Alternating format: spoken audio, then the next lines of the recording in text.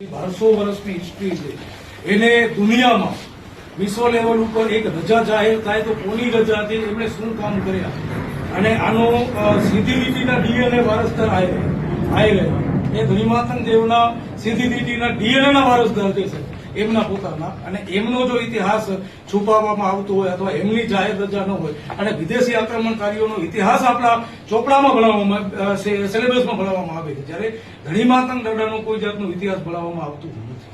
ધણીમાતંગ દાદાએ મોહમ્મદ ગજનીના સેનાપતિના સામે યુદ્ધ કરેલું છે.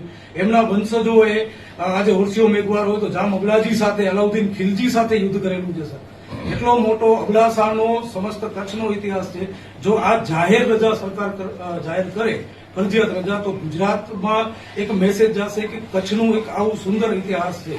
એ જે કચ્છ નહીં દેખા તો કુછ નહીં દેખા, એ વાત 100% સાચી છે, પણ કચ્છમાં જે દફન ઇતિહાસ છે ખરેખર હવે સાહેબ એને ઉજાગર કરવાની જરૂરત છે. આપના માધ્યમથી એક અમારી એ પણ વિનંતી છે કે ક્ષત્રિયો અને જે મૈસૂરી મેઘવાર સમાજનો ભાઈચારો જે હજારો વર્ષોથી ચાલ્યો આવે છે એ પણ ઉજાગર થશે.